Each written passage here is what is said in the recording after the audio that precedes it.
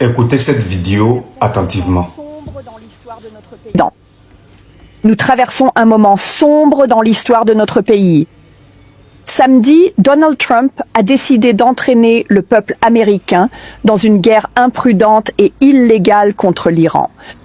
Une guerre fondée sur des mensonges. Une guerre lancée sans menace imminente pour notre nation. 6 membres des forces armées américaines sont maintenant morts et d'autres sont gravement blessés. Un missile provenant des États-Unis et une campagne de bombardement menée par Israël aurait tué plus de 150 personnes dans une école de filles en Iran, dont beaucoup étaient de petites filles, certaines âgées d'à peine 7 ans. Et maintenant, la violence se propage à travers le Moyen-Orient, avec la menace que cette violence s'étende jusqu'aux États-Unis. Et pourquoi? Pour une autre guerre sans fin que le peuple américain ne veut pas? Notre Constitution est claire. Seul le Congrès peut déclarer la guerre. C'est parce qu'une seule personne ne devrait pas avoir le pouvoir d'entraîner tout notre pays dans une guerre imprudente. Mais c'est exactement ce que Donald Trump a fait. Il a prononcé des déclarations préparées, il s'est adressé à la presse.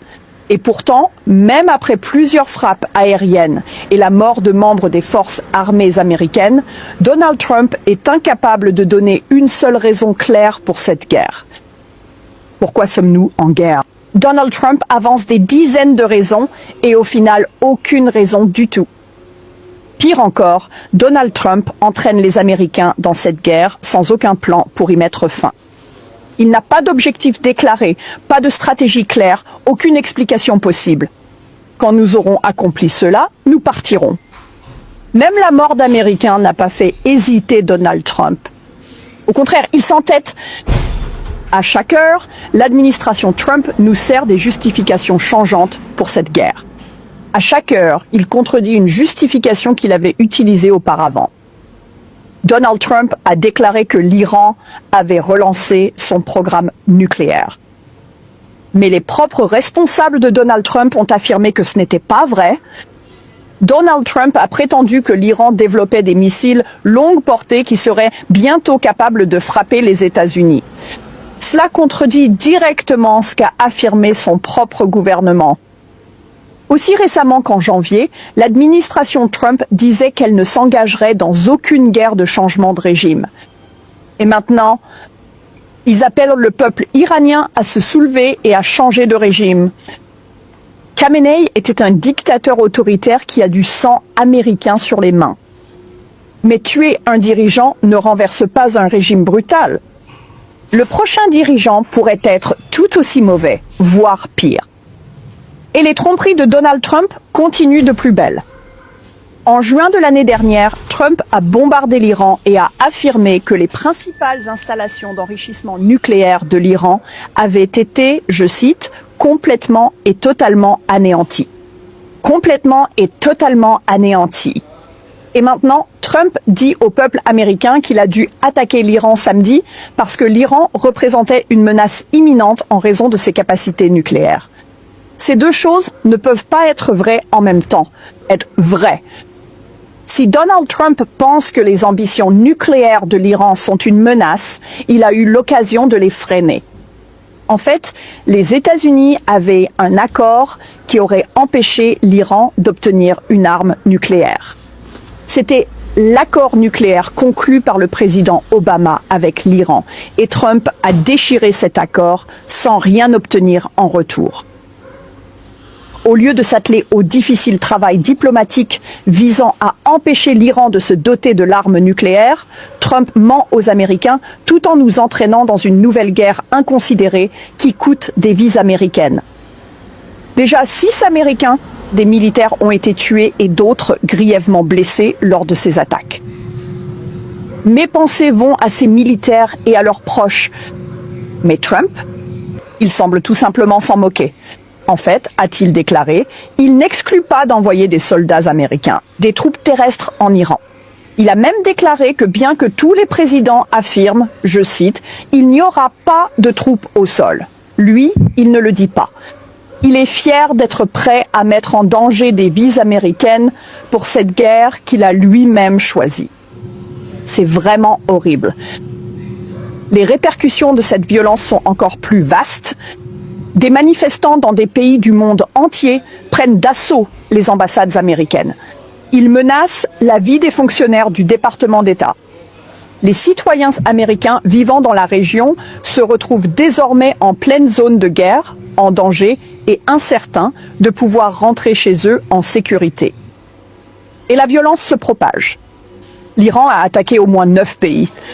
Depuis que l'administration Trump et Israël ont déclenché cette guerre samedi, davantage de militaires américains et de civils américains à l'étranger sont en danger et cela menace de déstabiliser toute la région.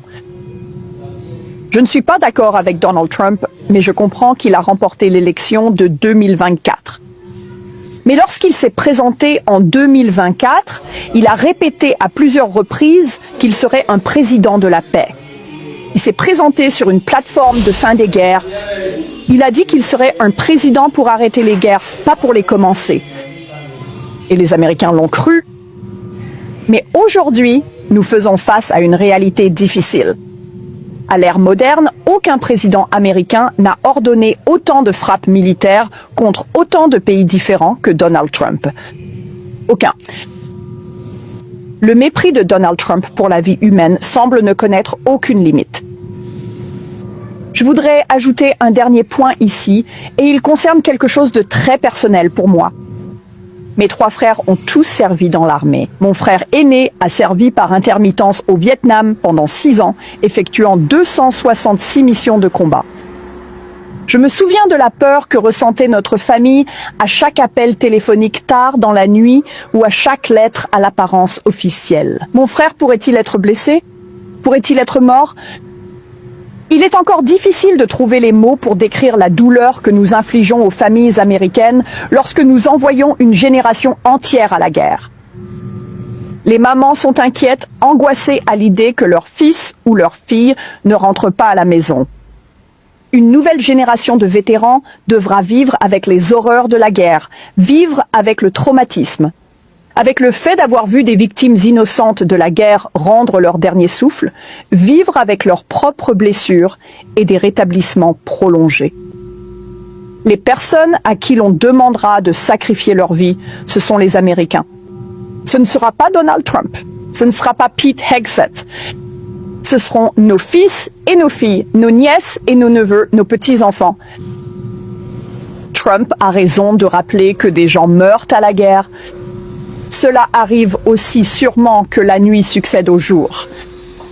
Et cela signifie que les dirigeants qui envoient des jeunes mourir doivent assumer les conséquences de ce conflit.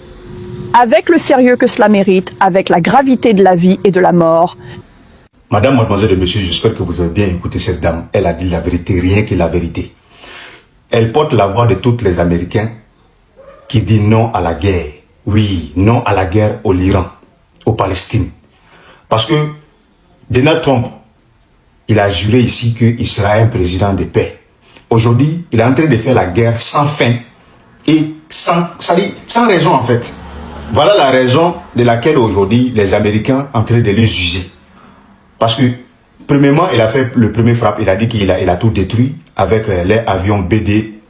Après encore, il vient de faire encore une autre frappe. Ça a fait que l'Iran est en train de bombarder plusieurs pays là où se trouvent les bases militaires américaines. Et la dame montre clairement que les Américains sont en danger partout. Donc c'est la vérité. Donnez votre point de vue.